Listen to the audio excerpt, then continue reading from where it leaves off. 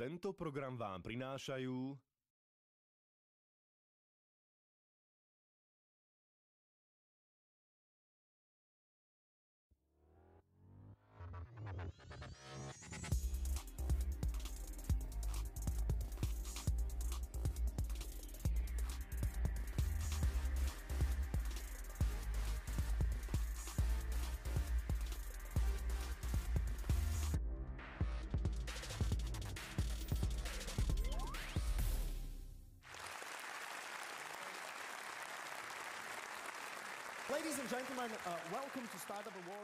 Vážené dámy, vážení páni, vítajte na Startup Awards. Toto je vlastne už 6. výročný Oscar pre mladé slovenské technologické firmy. Na Startup Awards sa každoročne stretávajú vývojári, umelci, dizajnéri, vedci, manažéri, investori, politici a celá slovenská startupová komunita. A teraz sa ku mne pripojí na tomto veľkom pódiu významná osobnosť nášho sektora IT, takže privítajte pána Petra Kolesára, generálneho riaditeľa Neology, ktorý nám povie pár slov určených priamo vám.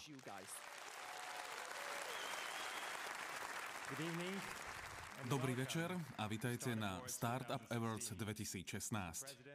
Vážený pán prezident, pán štátny tajomník, excelencie, veľvyslanci, univerzitní rektori, vedci, kolegovia podnikatelia a finalisti. Vitajte na tomto vyvrcholení sezóny startupov na Slovensku v roku 2016.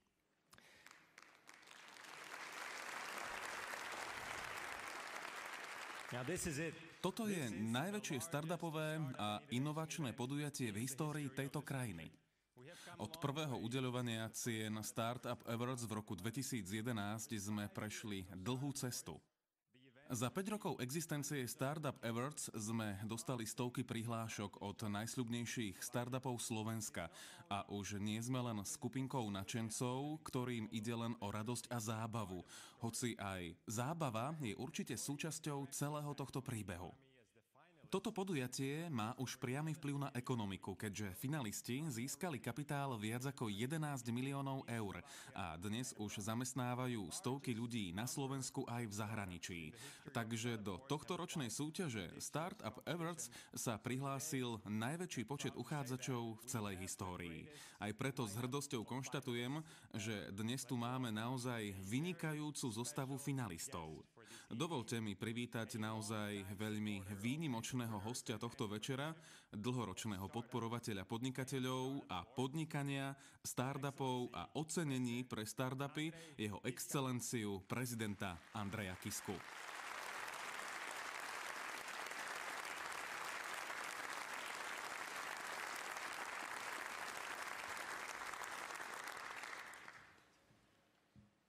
Dobrý večer. Vážené dámy, vážení páni, snáď len zo pár z vás malo príležitosť počuť ma, ako hovorím o startupoch ako o ľuďoch. Vždy hovorím o pripravenosti. Pripravenosti na neúspech a pripravenosti znova sa postaviť na nohy. Úspech je vždy spojený s množstvom priazne, ale netreba sa báť ani zlyhania. Druhé, o čom vždy hovorím, je pokora. To znamená, zastavte sa skôr, ako sa príliš zaangažujete a vynaložíte príliš veľa energie, financií a čohokoľvek. To je veľmi dôležité. A tretia vec, na ktorú sa vždy snažím poukázať, je morálna povinnosť. Som presvedčený, že morálnou povinnosťou každého úspešného človeka je vrátiť časť svojho úspechu späť spoločnosti, ľuďom. Avšak dnes by som chcel poukázať ešte aj na čosi iné.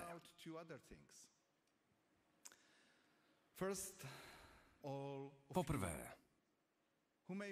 i keď možno podaktorí z vás nemajú plán na ročné obraty v miliónoch eur, ale jedným z vašich najväčších nápadov je založiť si malý podnik.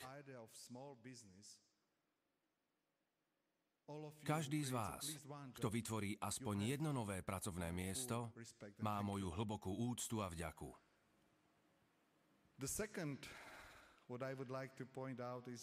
To druhé, na čo by som chcel poukázať, je moja vízia našej krajiny. Veď viete, Slovenska, ktoré by malo byť krajinou,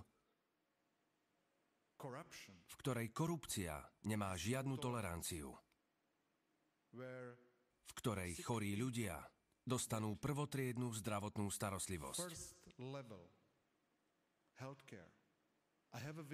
Mám víziu, v ktorej je Slovensko krajinou, v ktorej každodennými základnými slovami sú empatia, solidarita, tolerancia, humanita, zmierlivosť.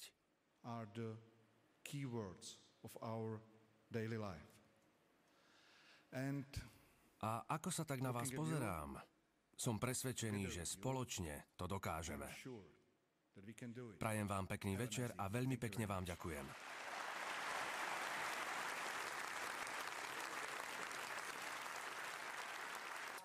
Toto bola posledná prezentácia z tejto kategórie a v skutočnosti aj posledná prezentácia, keďže to bola posledná kategória.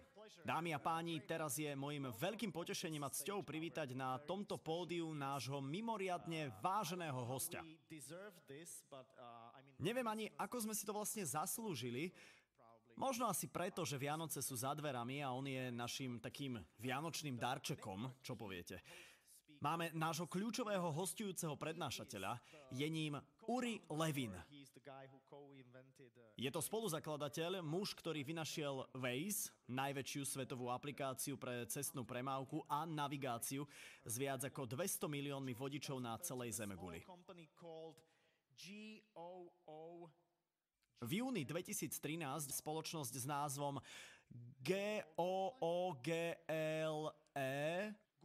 Google kúpila Uriho Waze za viac ako $1 miliardu, vďaka čomu sa stala najväčším výstupom startupu v dejinách štátu Izrael. Prosím, privítajte Uriho Levina veľkým aplauzom.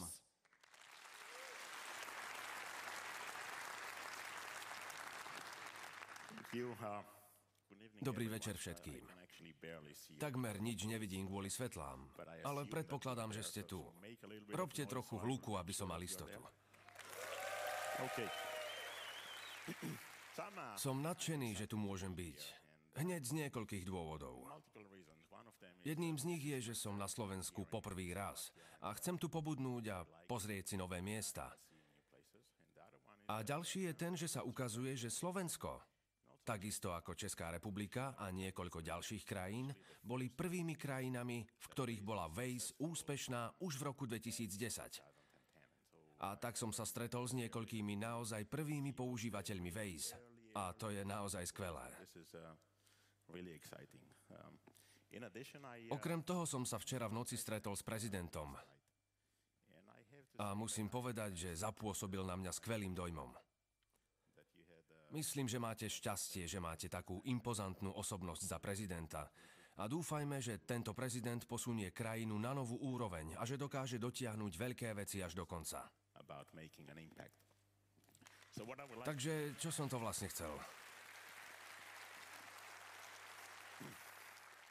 Cesta Waze. Ide o trochu kúzelné putovanie. Najmä preto, že keď sme tento koncept predstavili, ľudia nám najprv tvrdili, že to nikdy nebude fungovať.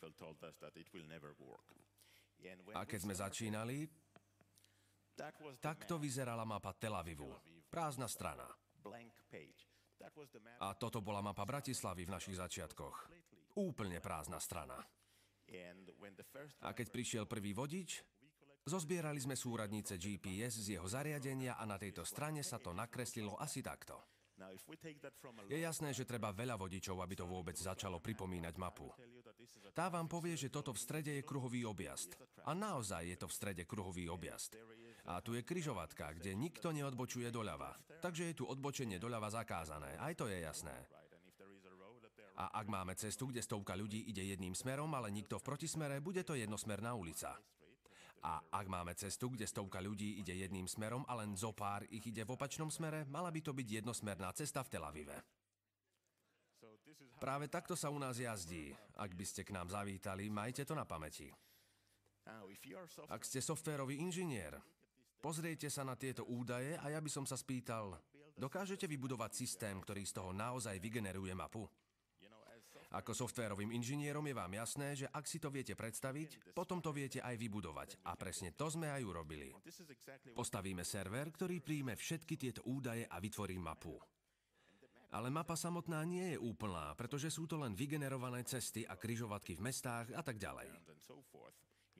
Aby bola kompletná, budeme potrebovať aj názvy ulic. Takže sme pridali nástroje na úpravu mapy, ktoré ľuďom umožňujú doplniť názvy ulic a číslovanie domov alebo miesta záujmu a ďalšie informácie, aby bola mapa kompletná.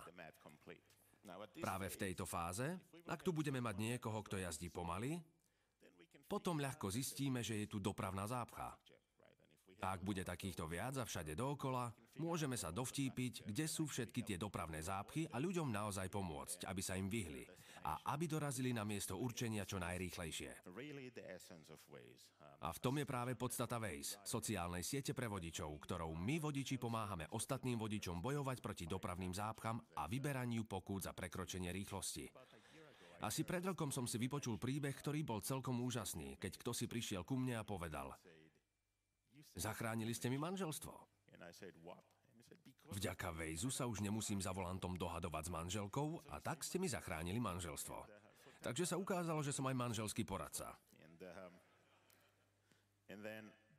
Ale najlepší príbeh, ktorý som kedy počul, je od môjho syna.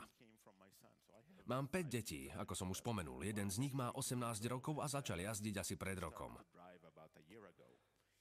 Asi pred 6 mesiacmi som ho požiadal, aby ma odviezol na letisko. Odvetil: mám pokazený telefón, nemôžem. A ja na to: čo to má znamenať? Veď tu je auto, tu sú kľúče od auta, tak ma odvez na letisko. Jeho odpoveď: ale nepoznám cestu, ako sa tam dostanem? Ja na to: veď vieš, že budem s tebou v aute a cestu ti ukážem. A on na to: ale ako sa vrátim späť? Takže strácame orientáciu, nie však logiku. Veľmi pekne vám ďakujem.